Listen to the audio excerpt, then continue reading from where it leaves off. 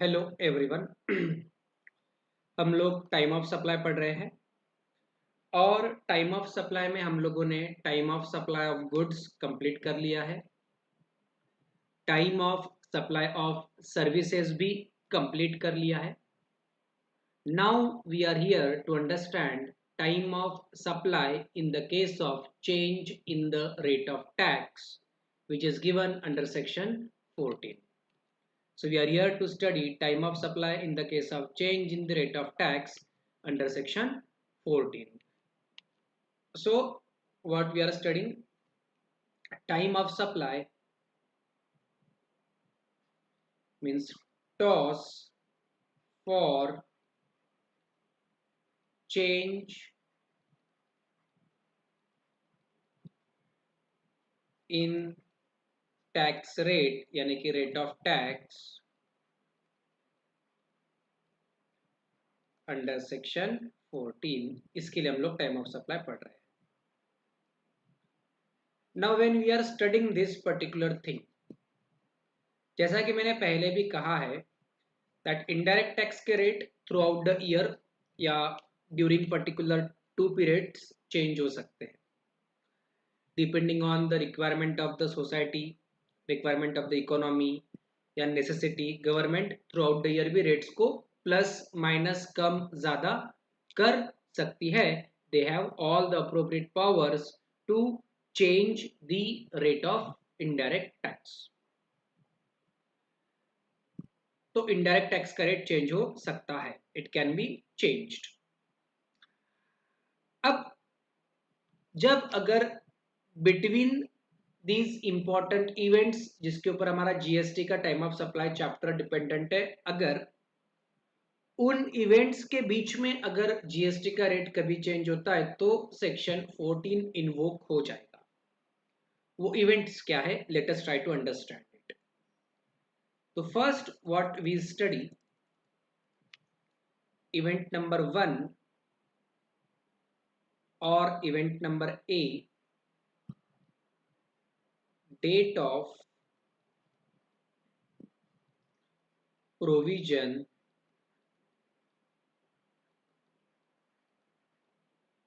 of service, event number B, date of receipt of payment, and event number C, date of issue of invoice। ठीक है, in short form we will call this as DOS, that means date of supply। Date of receipt of payment we will call it in the short form DORP, date of receipt of payment, and date of issue of invoice we will call it in short form DOI, DOI। ठीक है, if in case rate of GST is changed in between these 3 events, in case rate of GST is changed in between these 3 events, चाहे आप supply of goods कर रहे हो या supply of services कह रहे हो, so if rate of GST is changed in between these 3 events, then you will apply section 14 time of supply in the case of change in the rate of tax। So what we say, so the thumb rule here is, if GST rate is changed amongst these 3 events A, B and C, then you will apply section 14 time of supply for change in the rate of tax। And if there is no change in the rate of GST among these A, B and C event, ये जो event number A है, event number B है और event number C है, इन 3 events के बीच में अगर कहीं पर भी जीएसटी का रेट चेंज नहीं हो रहा है, एक स्टेबल ही रेट है, तो आप नॉर्मल गुड्स है तो गुड्स का सेक्शन 12 लगाओ, सर्विसेज है तो सर्विसेज का सेक्शन 13 लगाओ। मान लेते हैं जब आपने सर्विस प्रोवाइड किया उस समय जीएसटी का रेट 10% है, लेकिन जब इनवॉइस इशू किया उस समय जीएसटी का रेट 12% है. So there is old rate which is 10%, there is new rate which is 12%, so there is change in the rate of GST. और उस केस में आप सेक्शन 14 लगाओगे. और जहां पर भी सेक्शन 14 बीच में आएगा 12 एंड 13 के बारे में हम कुछ डिस्कस नहीं करेंगे, वो अप्लीकेबल ही नहीं रहेगी. So if there is change in the rate of GST at the time of date of provision of service or date of receipt of payment or date of issue of invoice, तो section 14 will be invoked. Right. अब इसमें क्या होगा, एक तो old rate रहेगा and one will be the new rate. One will be old rate and one will be new rate. Right. So out of these three events, how we identify time of supply और how we identify the rate of tax, उसका simple format मैं आपको बताता हूं. क्या rate use करना, what rate of GST will be used. आप कौन सा रेट यूज करने वाले हो जीएसटी का, आप वो समझिए. उसके लिए हमने क्या कहा, what we said, if any two events are prior to change in the tax, if any two events are prior to change in the tax, means if any two events are before or prior to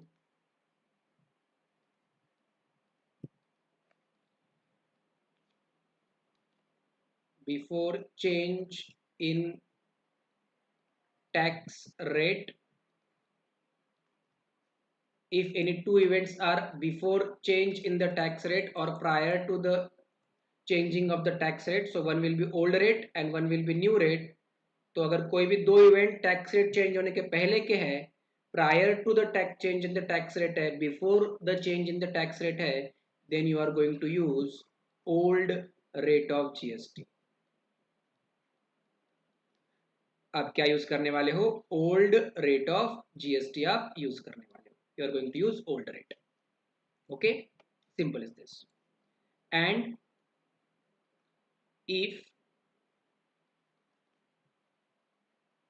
if any two events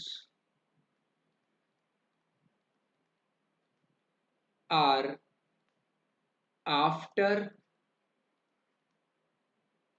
change in tax rate, यानी कि कोई भी दो event अगर tax rate change होने के बाद के हैं, if any two events are after the change in the tax rate, then in that particular case you are going to apply or use new rate of GST. In that case what you are going to use or apply is new rate of GST.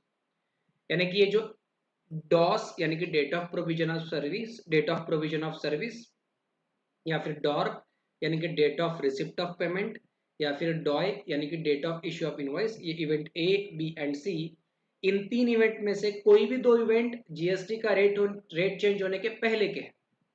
मान लेते हैं GST का rate change हुआ है 1 जुलाई को, 1 जुलाई को GST का rate change हुआ, और कोई भी दो इवेंट 1 जुलाई के पहले के अगर है, prior to the change in the rate of tax है, तो आप यूज करोगे ओल्ड रेट. और कोई भी दो इवेंट अगर 1 जुलाई या उसके बाद है, after the change in the tax rate है, तो आप यूज करोगे new rate. Any two events before the change in the tax rate, then old rate. Any two events after the change in the tax rate, then new rate. Okay, so if date of provision of service and date of receipt of payment is before change, old rate. या फिर date of provision of service and date of issue of invoice is prior to the change या before the change, then again old rate. या फिर B and C is before change, then again old rate. या फिर A and B is after change, new rate. B and C is after change, new rate. A and C is after change, again new rate. Entire thing depends upon majority कहाँ पर है। Majority मतलब 3 में से अगर 2 लोग पहले हैं या 2 इवेंट्स पहले हैं तो ओल्ड रेट, 3 में से अगर कोई 2 इवेंट्स बाद में है तो new rate. But what we have talked here is about only the rate of GST. We have not talked about the time of supply, यानी कि टाइम ऑफ सप्लाई का डेट क्या होगा। We have not talked about the date, right. So वो date identification करने के लिए let me tell you something that we are going to compare date of supply यानी कि DOS and date of receipt of payment यानी कि DOR and date of issue of invoice यानी कि DOI। ये 3 इवेंट्स को हम कंपेयर कर रहे हैं। कॉम्बिनेशन में या तो DOS एंड DOR आ सकता है, या फिर DOR एंड DOI आ सकता है, या फिर DOS एंड DOI आ सकता है। कुछ भी आ सकता है कॉम्बिनेशन में, राइट। ध्यान ये रखना है, ये DOS can never be DOS.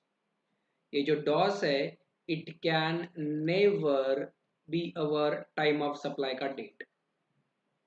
DOS कभी भी हमारा टाइम ऑफ सप्लाई का डेट हो नहीं सकता, क्योंकि इसके अंदर there will be 6 different sub clauses और 6 डिफरेंट सिचुएशंस।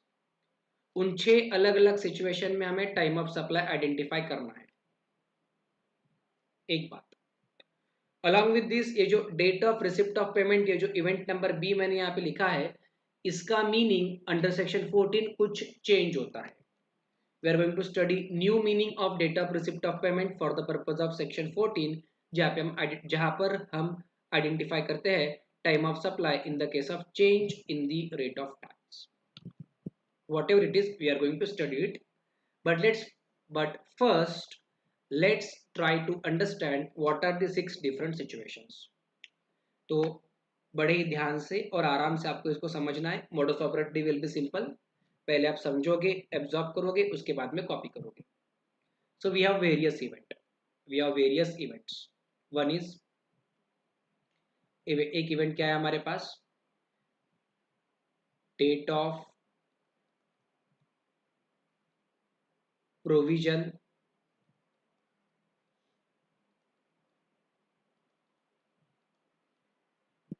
Of service. एक इवेंट ये है हमारे पास जिसे हम शॉर्ट फॉर्म में क्या कहेंगे, डॉस। एक इवेंट है हमारे पास में date of receipt of payment, जिसे हम शॉर्ट फॉर्म में क्या कहेंगे, डॉर। और एक इवेंट है हमारे पास में date of issue of invoice, जिसे हम शॉर्ट फॉर्म में क्या कहेंगे, डॉय। ठीक है, ये 3 इवेंट्स हमारे पास में है। ठीक है, based on these 3 events, we are going to identify two things. One is GST rate, whether it will be old or new as the case may be, and another one is the time of supply, that is date. TOS means the date. Alright, we are going to identify these things. So we will be having 6 different situations. Let's try to understand those 6 different situations so that you are prepared for the question and its answer or solution. Okay, now let's study this. Okay, let's study this. Let's try to study it.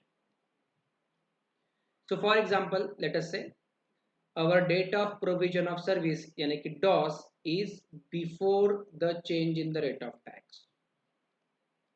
Our DOS is before the change in the rate of tax. So DOS is before.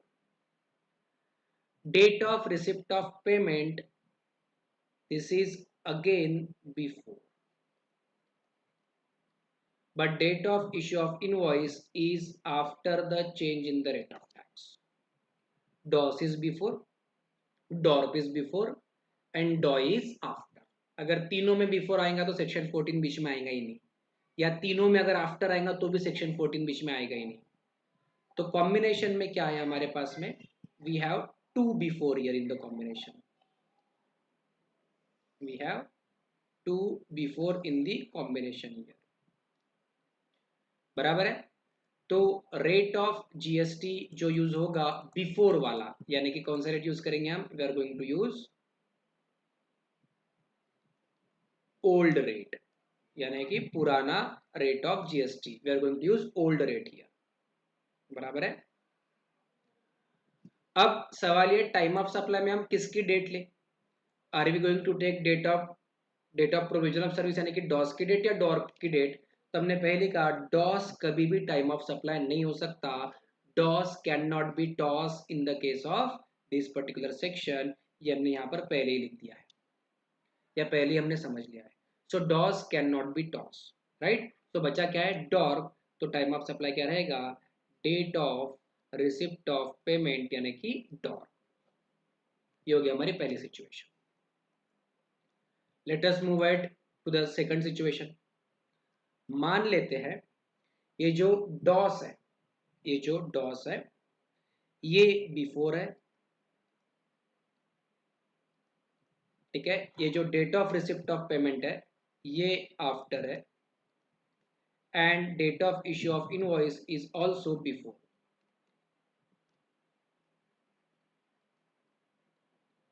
तो combination में एक यहां पर before है और एक यहां पर बिफोर है, यानी दो बिफोर में आ गए. तो रेट जो यूज करेंगे हम, क्या कौन सा रेट यूज करेंगे, definitely we are going to use the old rate, right. So rate GST rate will be again here old rate. GST का rate will be again here by old rate. And in the combination हमारे पास में क्या है, एक है DOS और एक है डॉय, यानी date of provision of service and date of issue of invoice. So date of provision of service ये तो कभी भी टाइम ऑफ सप्लाई नहीं हो सकता, DOS can never be time of supply. तो टाइम ऑफ सप्लाई क्या रहेगा, date of issue of invoice, that is our DOI. Okay, now let us go. अब मान लेते हैं डॉस आफ्टर है, date of supply of service or date of provision of services after the change in the rate of tax. This date of receipt of payment is before and date of issue of invoice is before. So in the combination we have two before. In the combination we have two before. So rate of GST will be definitely old rate. So GST rate will be our rate of GST will be old rate. As far as this date of time of supply is concerned, now we have in the combination date of receipt of payment and date of issue of invoice. So जब भी combination में आपको date of receipt of payment and date of issue of invoice आए, you take the rule of whichever is earlier, right? So here time of supply will be earlier of date of receipt of payment and date of issue of invoice, right? So DORP and DOI date, whichever is earlier, that will be our time of supply. Okay.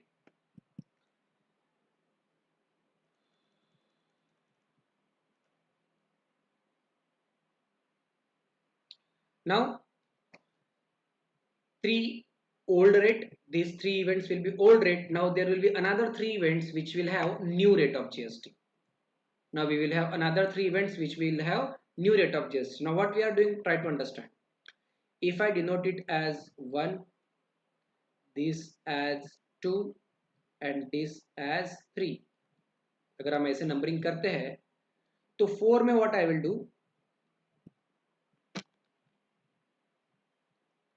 4 में what I will do, I will replace this here. replace how?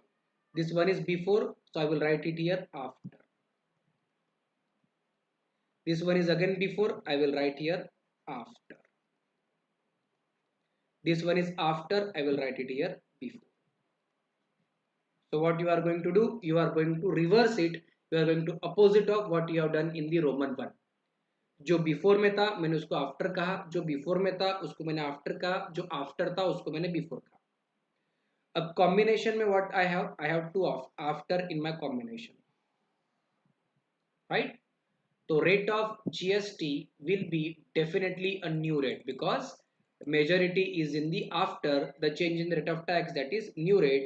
So rate of GST will be definitely new rate. And in the combination what I have DOS and DORP in the combination. DOS can never be TOS, date of supply can never be TOS, तो time of supply क्या रहेगा? DOS. सिर्फ rate change होगा, बाकी सब तो same ही रहेगा, right? Now let us go fifth. So in 5, so 5 what you will do, you will replace this event number 2. ये जो सेकंड में जो लिखा है उसको आप रिवर्स करोगे या उसका अपोजिट करोगे. So here it is before, I will write here after. Here it is after, I will write it here before.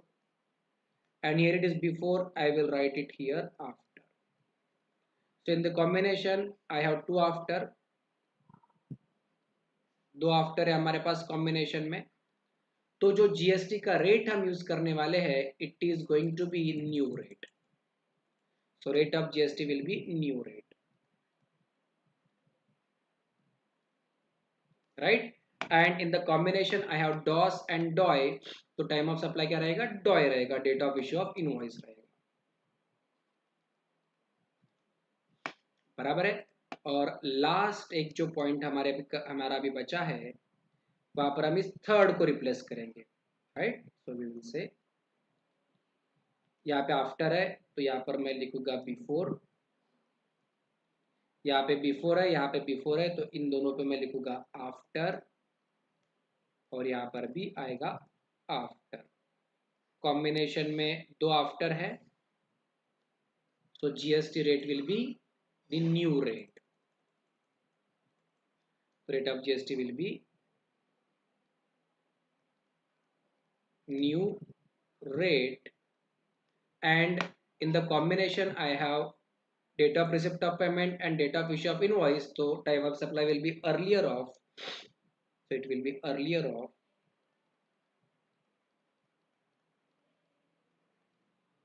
DOR and DOI. So it will be earlier of DOR and DOI.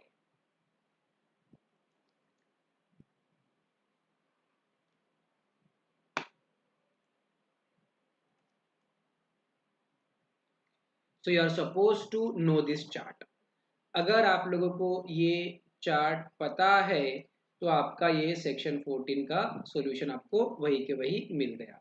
So if you are aware about this particular chart तो section 14 आपको याद भी होगा. Simple word में क्या करना है, तीन इवेंट है. एक date of provision of service. I have three events. One is date of provision of service, another one is date of receipt of payment, and last one is date of issue of invoice. इन तीन events में से अगर कोई भी दो event before the change in the rate of tax है तो जीएसटी का ओल्ड रेट यूज करेंगे. कोई भी दो event after the change in the rate of tax है तो जीएसटी का न्यू रेट यूज करेंगे. और जहां पर भी कॉम्बिनेशन में डेट ऑफ सप्लाई आएगा उसको हटा देने का. अगर date of supply and date of receipt of payment आया तो time of supply will be date of receipt of payment. अगर कॉम्बिनेशन में date of supply and date of issue of invoice आया तो time of supply will be date of issue of invoice.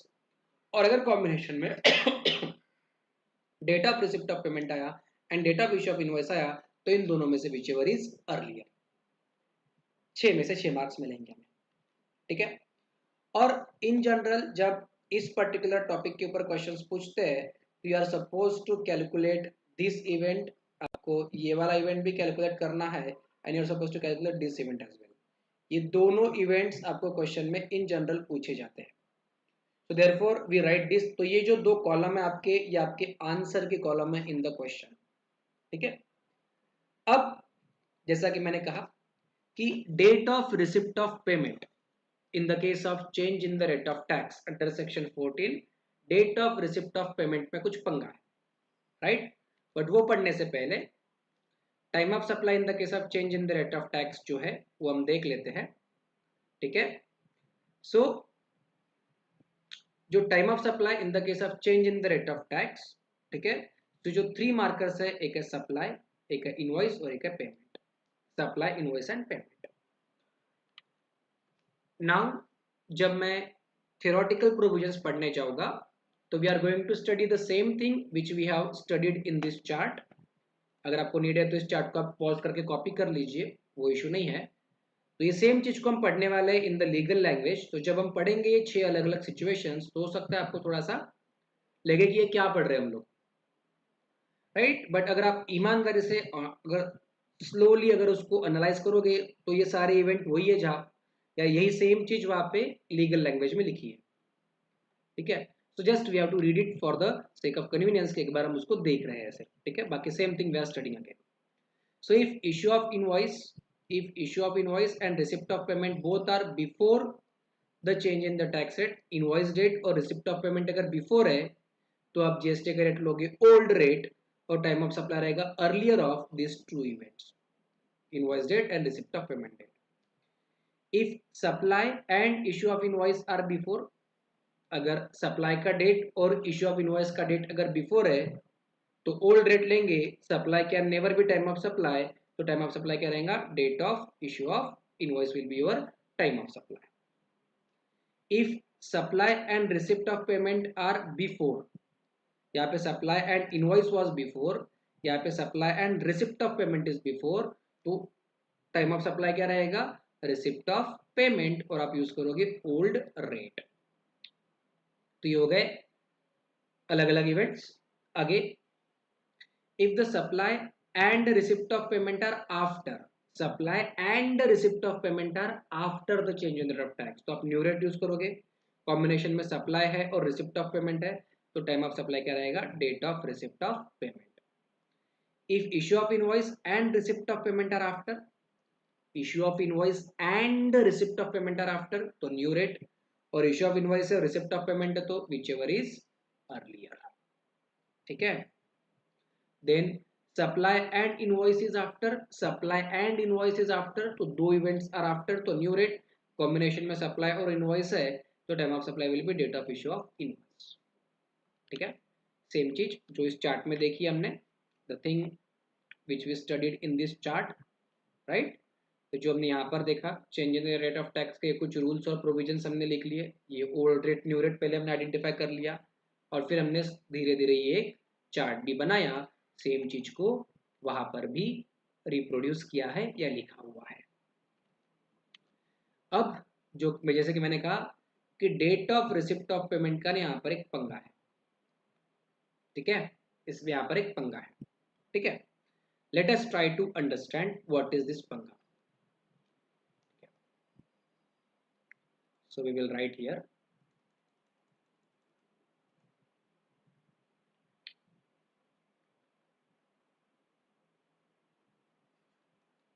date of receipt of payment, और ये जो हम rule use कर रहे हैं ना, this rule we are using for specific purpose of in case of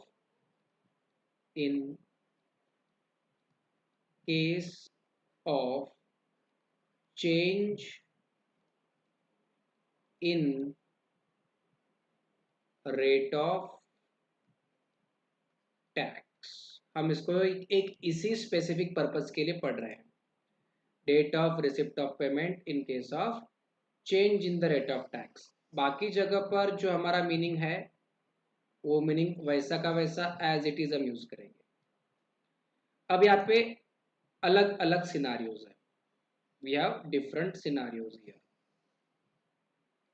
वो सिनारियोज कैसे है, let us try to understand.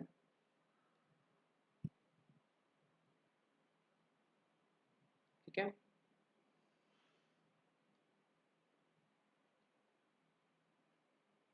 so first scenario, if payment is credited, यानी कि सप्लायर के बैंक अकाउंट में जो क्रेडिट होगा in bank account, if payment is credited in bank account, यानी सप्लायर के बैंक अकाउंट में जो पेमेंट क्रेडिट हो रहा है within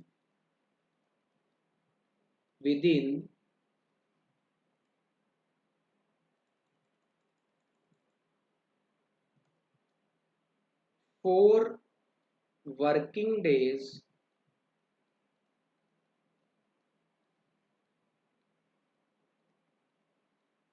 of change in tax rate,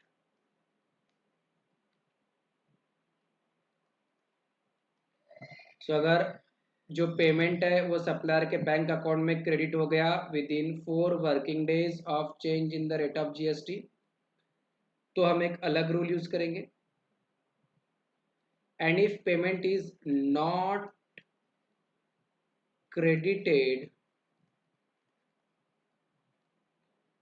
in 4 working days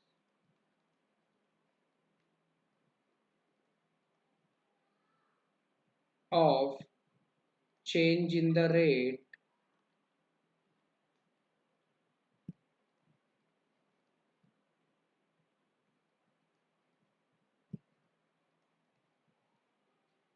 इस केस में हम एक अलग रूल यूज करेंगे। इस केस में हम एक अलग रूल यूज करेंगे, ठीक है।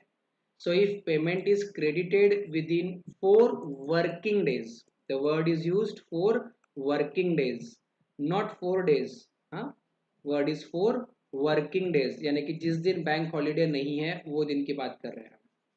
So word is 4 working days.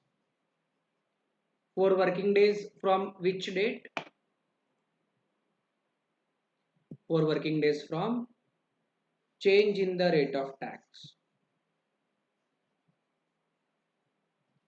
Change in the rate of tax, तो एक अलग रूल। और आफ्टर 4 वर्किंग डेज है तो एक अलग रूल, ठीक है।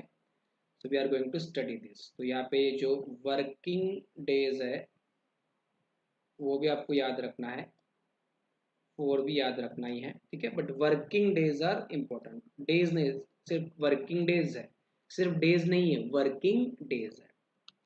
Let us start to study this first. Here, date of receipt of payment refers to date on which the payment is entered in the books of account of the supplier or date on which the payment is credited in his bank account, whichever is earlier.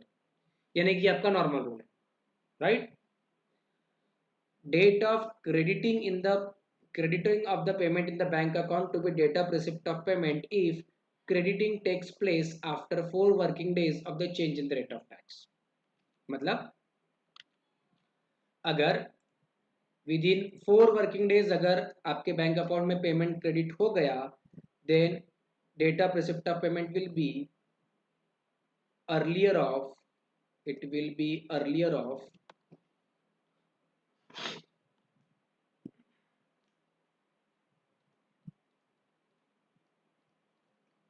a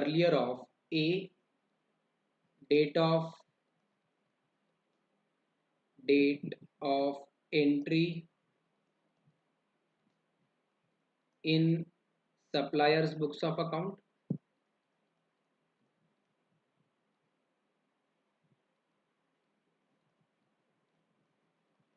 date of entry in supplier's books of account, or B date of credit in supplier's bank account, ठीक है। So earlier of this two events, supplier के books of account में उसने entry कब किया supplier ने, वो date, या फिर सप्लायर के बैंक अकाउंट में क्रेडिट कब हुआ वो date, whichever is earlier. लेकिन अगर 4 वर्किंग डेज में आपके बैंक अकाउंट में पेमेंट क्रेडिट नहीं हुआ, means if the payment is credited in bank account after 4 working days, right? 4 working days के अंदर में अगर आपके बैंक अकाउंट में पेमेंट क्रेडिट नहीं हुआ तो आप क्या करोगे? Let us try to understand this. अगर ऐसी कोई सिचुएशन आती है जहाँ पे 4 वर्किंग डेज के अंदर में आपके बैंक अकाउंट में पेमेंट क्रेडिट नहीं होता है, then date of receipt of payment will be date of credit in bank account.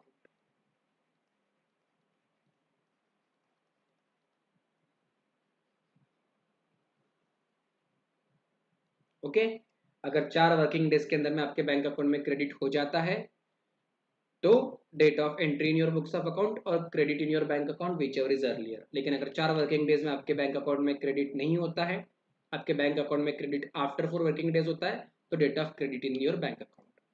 ठीक है, तो सिंपल वर्ड्स में where the payment is credited in the bank account after 4 working days from the date of change in the rate of tax, the date of receipt of payment will be date of credit in the bank account, right?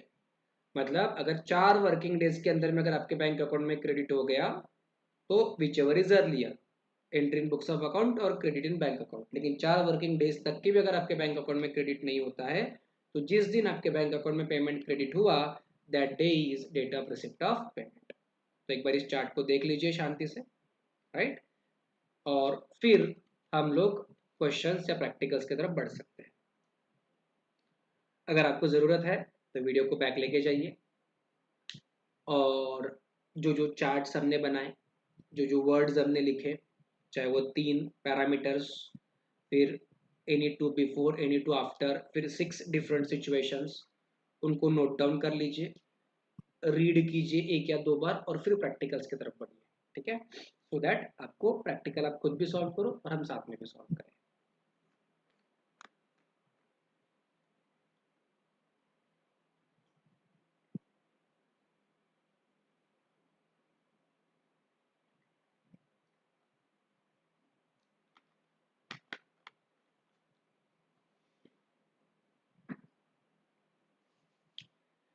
तो hopefully आप लोगों ने देख लिया है। अभी हम लोग बढ़ते हैं क्वेश्चन की तरफ। तो ये क्वेश्चन क्या है देखिए, rate of tax is changed on 10th July. Tax का रेट कब चेंज हुआ? 10th जुलाई को। Receipt of payment is recorded in the books of account of the supplier on 8th जुलाई। तो receipt of payment is recorded in the books of account of the supplier on 8th July. The payment is credited in the supplier's bank account on 15th July.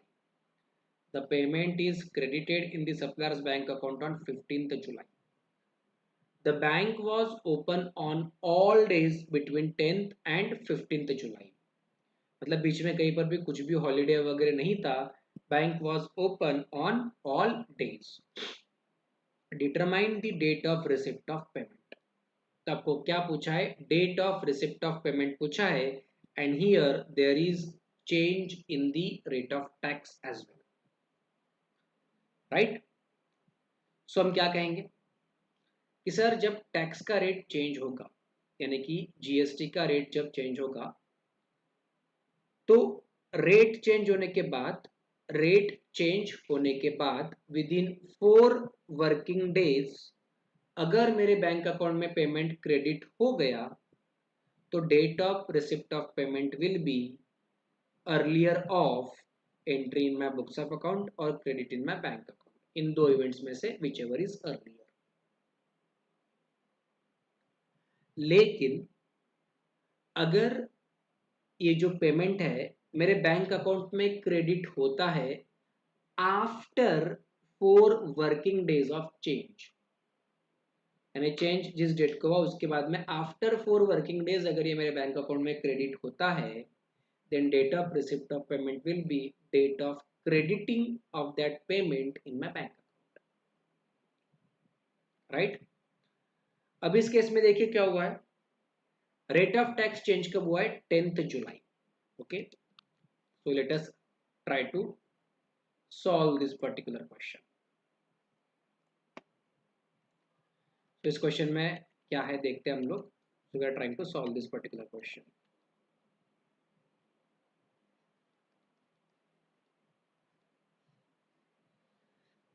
तो हम क्या कहेंगे, tax rate change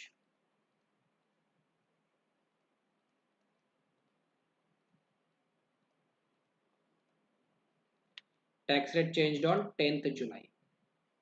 तो आपका tax का rate change हुआ है जुलाई 10 को. ठीक है. और आपके बैंक अकाउंट में पेमेंट कब क्रेडिट हुआ है, the payment is credited in the supplier's bank account on 15th July. तो payment is credited in the supplier's bank account on 15th July. तो हम क्या कहेंगे, payment credited in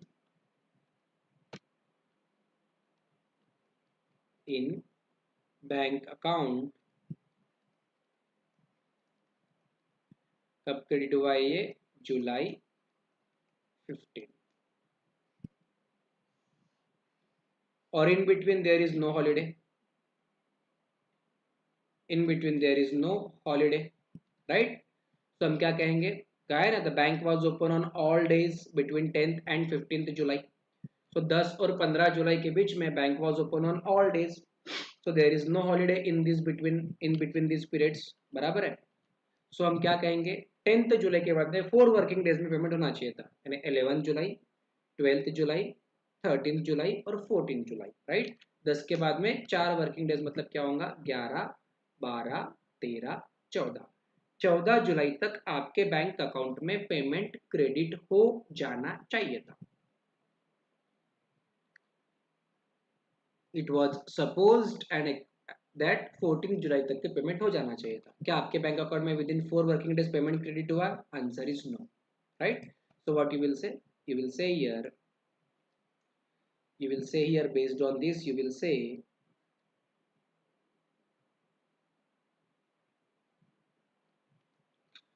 amount credited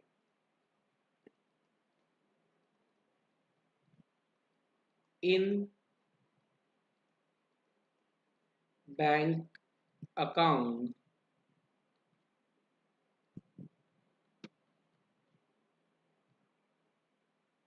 after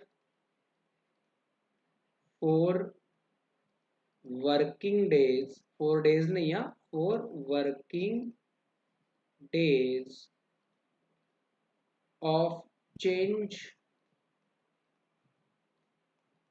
in tax rate. thus इसीलिए date of receipt of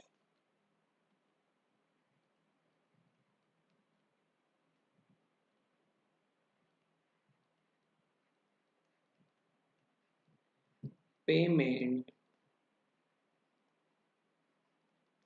will be date of credit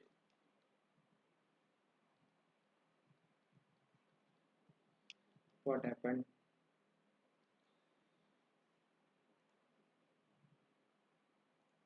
date of receipt of payment will be date of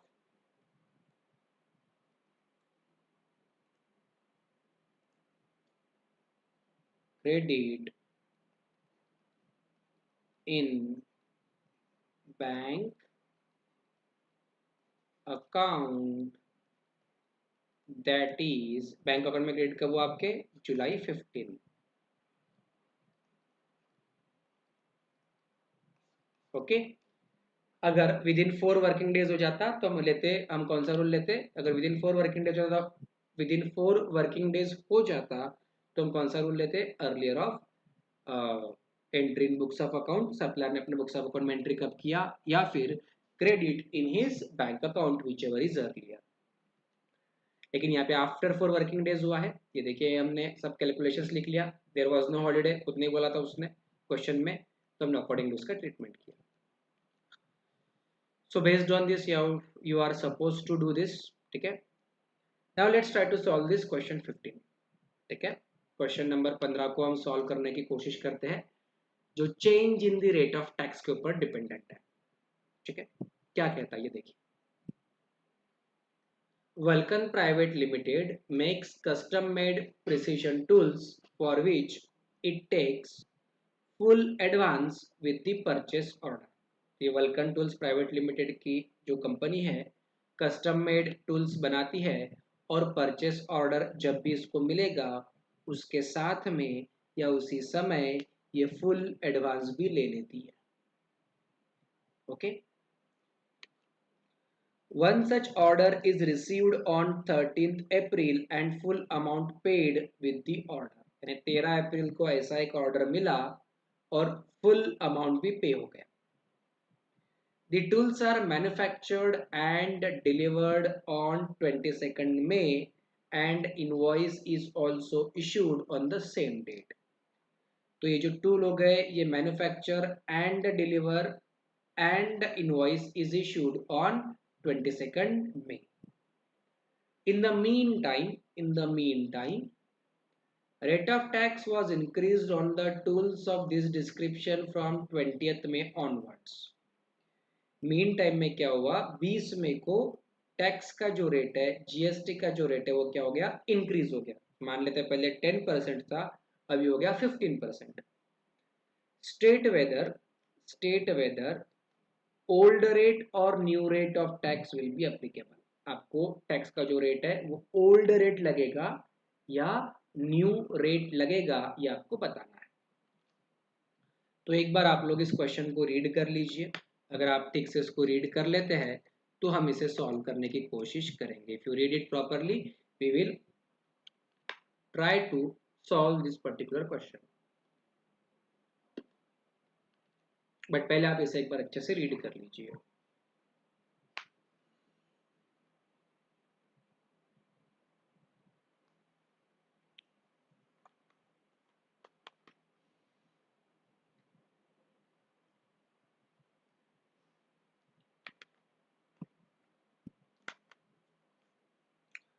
अब यहाँ पे rate of tax change हुआ है, बराबर है ना।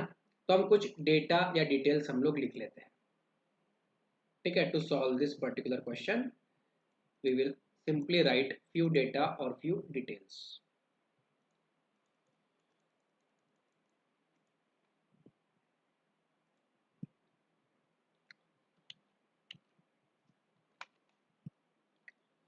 So we are studying this question। सबसे पहले मैं एक डेटा लिख लेता हूँ या एक इवेंट लिख लेता हूँ जो मैं यूज करूंगा और which I am going to use while solving this particular question, that is tax rate, यानी कि हमारा जीएसटी का रेट चेंज्ड ऑन। आपका टैक्स का रेट कब चेंज हुआ देखिए, the rate of tax was increased on tools of this description from 20th May onwards। So tax rate change on May 20। So we have to be careful about this particular thing,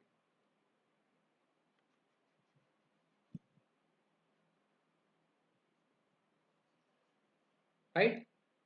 So we compare three different events। हम लोग तीन events compare करते हैं, बराबर है। कौन से तीन events compare करते हैं? One event we compare first, one event we compare date of provision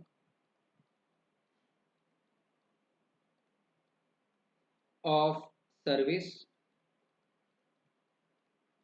that is DOS। Second, we compare date of receipt of payment, यानी कि हमारा dark.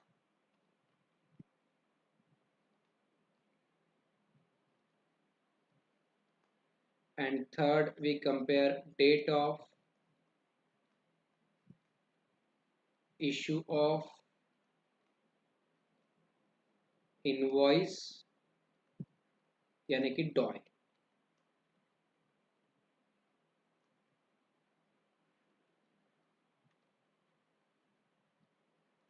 Right. So now let's see date of provision of service. Service कब provide किया? The order manufactured and delivered on 22nd May and invoice is also issued on the same day.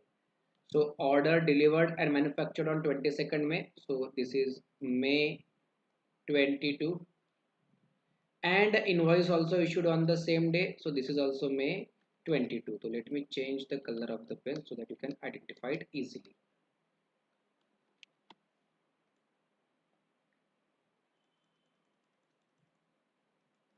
So this is May 22 and invoice is also issued on the same day, so this is also May 22. Okay, again let's read the question. Vulcan Tools Private Limited makes the custom made precision tools for which it takes the full advance with the purchase order. Purchase order के साथ में आपको पूरा का पूरा advance मिल जाता है।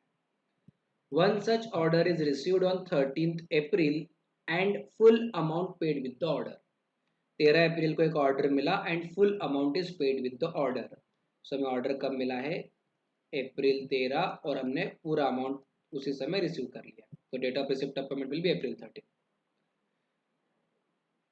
The tools are manufactured and delivered on 22nd May and invoice is also issued on the same date. So tools are delivered and manufactured on 22nd May, means date of provision of services 22nd May, and invoice is also issued on the May 22nd. Okay. In the meantime, rate of tax was increased on the tools of this description from 20th May onwards. 20 में onwards rate of tax क्या हुआ? Increase हो चुका है, right? तो 20 में हमारा tax rate change होने का डेट है, राइट? तो देखते हैं इवेंट्स कहाँ कहाँ पर है। So date of provision of service is before और आफ्टर। आपका date of provision of service क्या है? ये कब है? आफ्टर है, बराबर है। Date of receipt of payment ये कब है? ये बिफोर है। लेकिन date of issue of invoice ये कब है? आफ्टर है। 20 में के बाद है ना, May 22 और May 22, तो दो इवेंट आर आफ्टर, तो two events are after, right? So two events are after, तो आप कौन सा रेट यूज करने वाले हो? You are going to use the new rate of tax, right? तो इसके आंसर लिखने के लिए आप लिखिए, ये सब डेटा लिखना है आपको, टैक्स रेट वगैरह सब लिखना है, और उसके बाद में जो मैं डिक्टेट कर रहा हूँ आपको वो लिखना है। तो आप लोग क्या लिखोगे कि since date of provision of service, since date of provision of service and date of issue of invoice, I will repeat again, since date of provision of service and date of issue of invoice is after the change in the rate of tax, new rate of GST will be used and time of supply will be date of issue of invoice. तो आपका जो invoice issue करने का जो date है, that particular date will be your time of supply. ठीक है? So based on this you have to solve this question. यहाँ पे हमारा टाइम ऑफ सप्लाई पूरी तरीके से खत्म हो जाता है या फिर कंप्लीट हो जाता है। ठीक है, देखिए हमें जो जो चीजें एजेंडा में पढ़नी थी हमने वो पढ़ ली है। सो हमने गुड्स भी देख लिया, सर्विसेज भी देख लिया, 31 भी देख लिया, और change in the rate of tax भी देख लिया। ये सेक्शन नंबर वगैरह आपको याद रखना है। जो क्वेश्चंस हमने पढ़े उसको प्रैक्टिस करनी है, और रिपीटेटिव वे में या अगेन एंड अगेन इन सारी प्रोविजंस को, इन सारी टर्मिनोलॉजीज को आपको रिवाइज भी करना है, आपको रीलुक भी करना है। अगर आप चाहो तो ये प्रैक्टिस क्वेश्चंस है कुछ। क्वेश्चन नंबर 16 आप इसे सॉल्व कर सकते हो। If you want you can solve this questions. Read करो, अप्रोप्रिएट वे में सॉल्व करो। तो ये 16 में ये जो रोमन 1, रोमन 2, रोमन 3, रोमन 4 और रोमन 5 और रोमन 6 अलग अलग सिचुएशन है, ये 6 मार्क का क्वेश्चन है। Each situation carries 1 mark. You can practice this. Similarly you can practice the next question, वहां पर भी each situation, each Roman 1, Roman 2, Roman 3 carry 1 mark each. आगे अगर कंटिन्यू हो रहा है ये तो टोटल ये 5 मार्क का क्वेश्चन रहेगा 5 अलग अलग सिचुएशंस में। फिर नेक्स्ट क्वेश्चन भी आप कर सकते हो which is related to change in the rate of tax. Okay, you can solve this as well. ठीक है, then next question also you can try and solve. So 19 also you can try and solve, 20 also you can try and solve, 21 also you can try and solve, 22 को भी आप try करके solve कर सकते हो, 23 को भी आप ट्राई करके सॉल्व कर सकते हो, 24 को भी आप ट्राई करके सॉल्व कर सकते हो, 25 भी सॉल्व कर सकते हो, 26 भी सॉल्व कर सकते हो। ठीक है, सो ये प्रैक्टिस क्वेश्चंस आपको सॉल्व करने हैं। अगर आप सॉल्व करोगे तो अच्छा रहेगा, it will be good for you because you will be able to reach to the correct conclusion. We can discuss this questions later on, हम बाद में इन क्वेश्चंस को डिस्कस भी कर सकते हैं और इनके आंसर्स भी आपके साथ में शेयर कर सकते हैं। So on this particular note I end this video here. मिलते हैं अगले वीडियो में। Till then keep on studying, keep on revising. अगर आपको कुछ क्वेरी है तो उसे लिख के रखिए, we will solve it. So thank you.